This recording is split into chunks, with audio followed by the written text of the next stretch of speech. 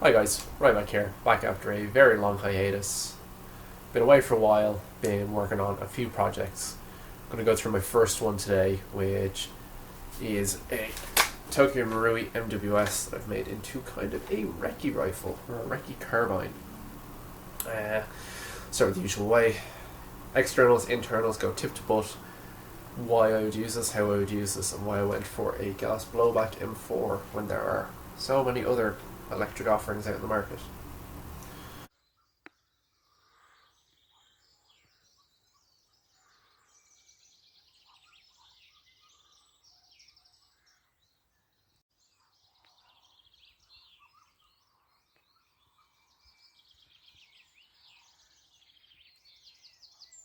So you saw from the two clips there that it was black.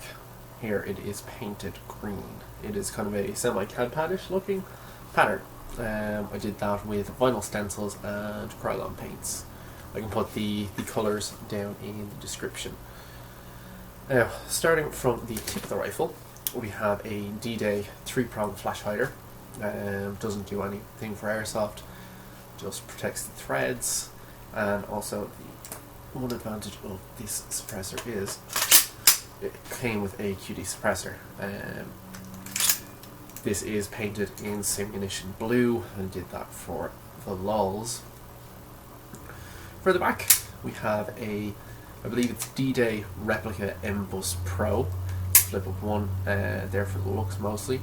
We have a PTS 3-slot rail adapter for M-Lock that I can mount my flashlight or my pec box to if I need to. We have Magpul rail covers for an M-Lock rail, and LaRue LaRue rail index clips for if you needed to route a pressure pad, or even I just put my thumb on the top as kind of a reference point.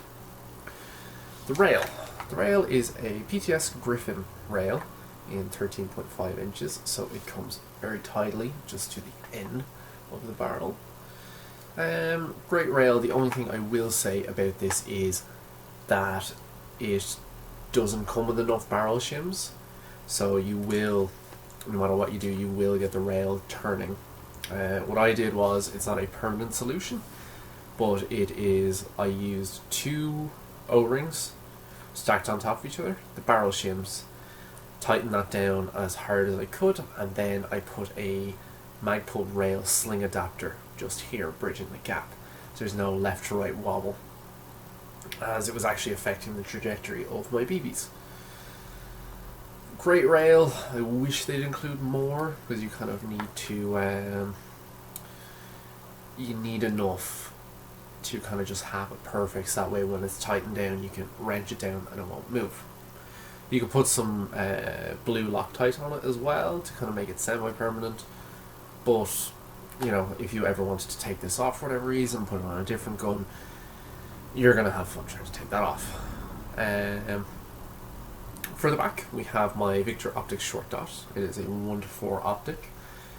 Very nice, very clear glass. The adjustment dial's just on the back here, so you can go from 1 times to 4 times. I generally keep it on 2.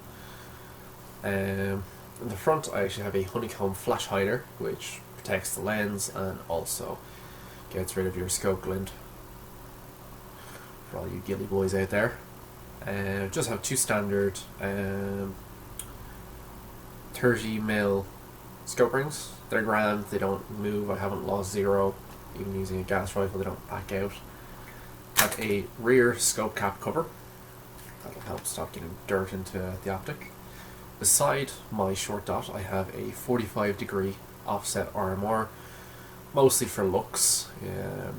You can use it in various CQB environments, like if you're coming into a room and you're low porting, you can just bring the rifle up at a canted position, so that way you can kind of have the dots somewhere in the vicinity of where that person is, and you can start putting targets or rounds on target.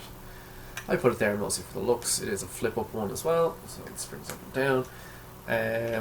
If I was to use an RMR, let's say if I was at a milsim and there were a bit more CQB environments, you can go from here just down a little bit and have it there, so that way you're not affecting with the hop up going left or right, depending on which way you cant it.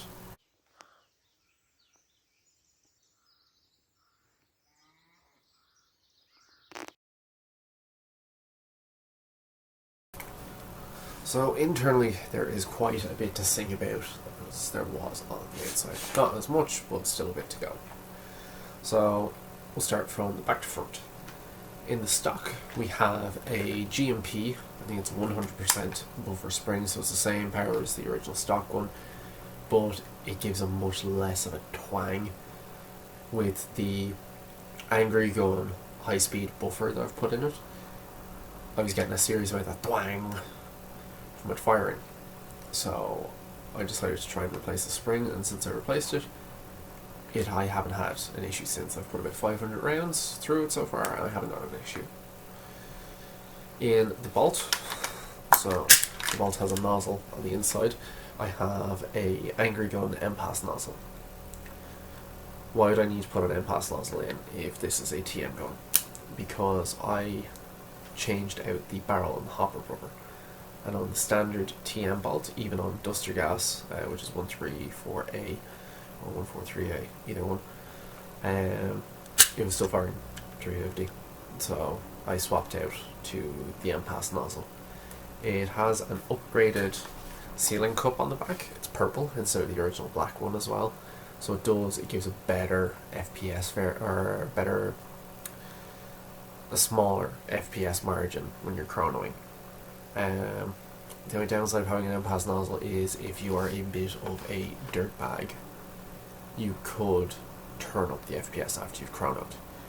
But people like that don't really belong in the hobby. So I have it currently firing with 0.25s. I have it firing at 0.9 of a joule. So that gives me, I'd say, about 20 to 30 FPS to play with. If I was to use a heavier BB, I'd probably bring it down a bit more. So if I was using a 2.8 or a 3, I'd have to turn down the FPS more due to joule creep.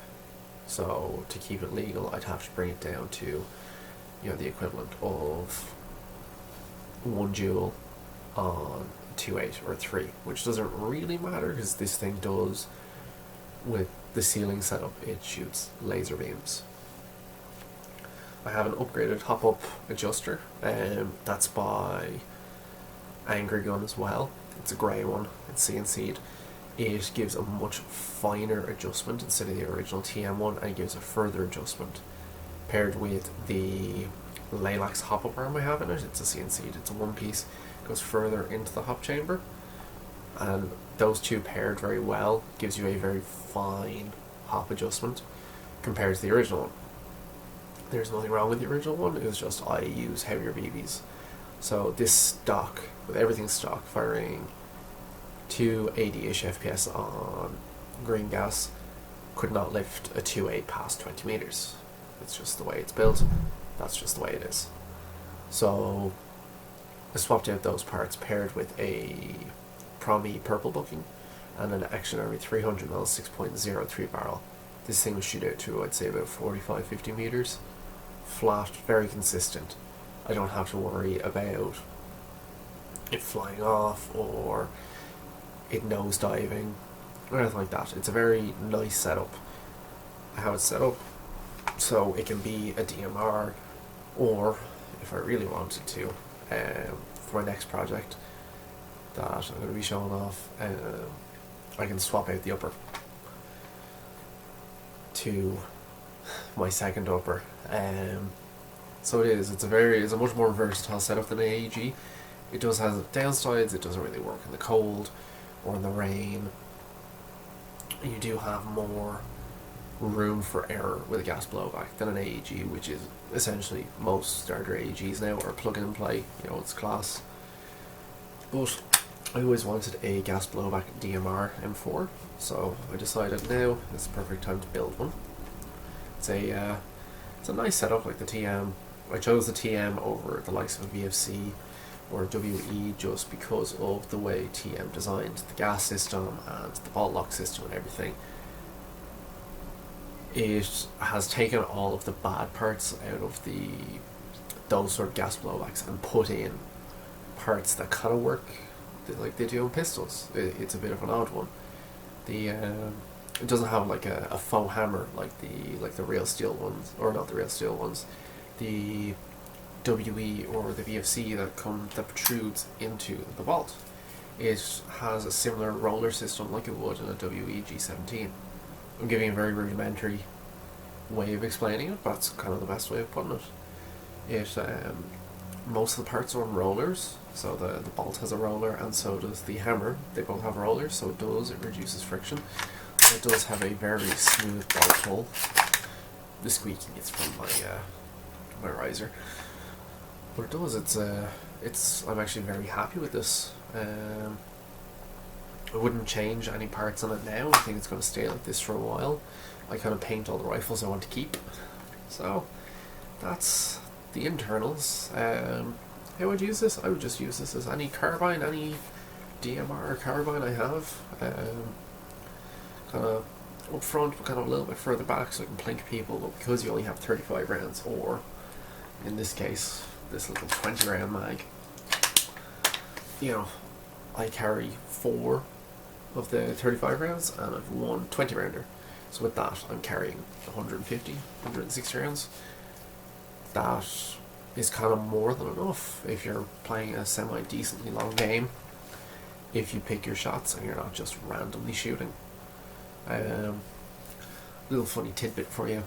Marksmanship principles come into this, kind of. Not your aiming off and your doping and everything, but your trigger squeeze and follow through, and your aiming correctly. So with an AEG you have a bit more margin for error, because you have 120 rounds or 300 rounds in a mid or a mid cap and a high cap respectively. With this I have 35 rounds. So instead of, I can just, with an AEG I can bam bam bam bam bam bam. With this I have to think. So I have to, right, is the rifle straight? Am I pulling the trigger properly? Am I not snatching the trigger? Am I doing all this stuff? It comes into play. It's not as big as it would be as you would be firing a real firearm, but there is semi-marksmanship principles that come into play. This is also very satisfying to fire. The clank and all that stuff firing is very satisfying. It's very fun. It's a fun gun. It does have its downsides, just like everything, but no sooner I would rather grab this and play a game as I would a bolt action or an AEG. This is just a project I've loved working on, I've wanted to work on for years, and it's a fun gun. You know, I'm at a disadvantage, but it's fun. Anyway, this is my Tm Mws. Thank you very much for watching. I'll be kind of having a semi-regular upload, maybe a week every 2 weeks depending on work, but I will be putting out more content as things progress on. For those of you who have stayed to the end of the video, I'm going to give you why my next project is going to rustle some jimmies. This is a TM MTR Honey Badger. Yep, a Honey Badger gas blowback of a TM MTR. Very nice bit of kit. Until next time, thank you very much for watching. I've been Ryback.